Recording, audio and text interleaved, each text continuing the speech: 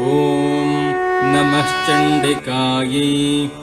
ॐ शिव उवाच देवि त्वं भक्तसुलभे सर्वकार्यविधायिनी कलौ हि कार्यसिद्ध्यर्थम् उपायं ब्रूहि यत्नतः। देव्युवाच शृणुदेव प्रवक्ष्यामि कलौ सर्वेष्टसाधनम् मया तवैव स्नेहानाप्यम्बास्तुतिः प्रकाश्यते।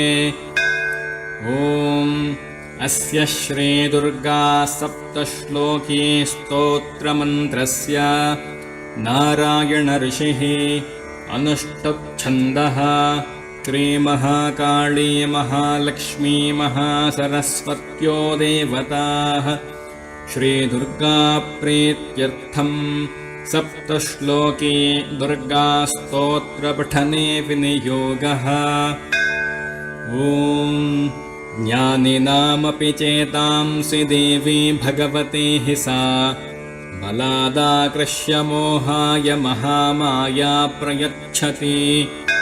दुर्गे स्मृता हरसि भीतिमशेषजन्तोः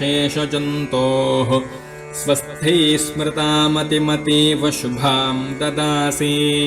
दारिद्र्यदुःखभयहारिणिका त्वदन्या सर्वोपकारकरणाय सदार्द्रचित्ता। सर्वमङ्गलमाङ्गल्ये शिवे सर्वार्थसाधिके शरण्ये त्र्यम्बके गौरि नारायणि नमोऽस्तु ते। शरणागतदीनार्तपरित्राणपरायणे सर्वस्यार्तिहरे देवि नारायणि नमोऽस्तु ते। सर्वस्वरूपे सर्वेशे सर्वशक्तिसमन्विते भयेभ्यस्त्राहि नो देवि दुर्गे देवी नमोऽस्तु ते। रोगानशेषानपहंसि तुष्टा हृष्टा तु कामान् सकलानभीष्टान् त्वामाश्रितानां न विपन्नराणां त्वामाश्रिता ह्याश्रयतां प्रयान्ति।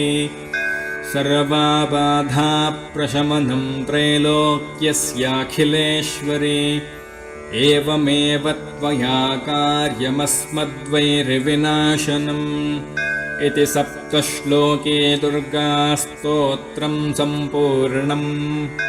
जगदम्बार्पणमस्तु।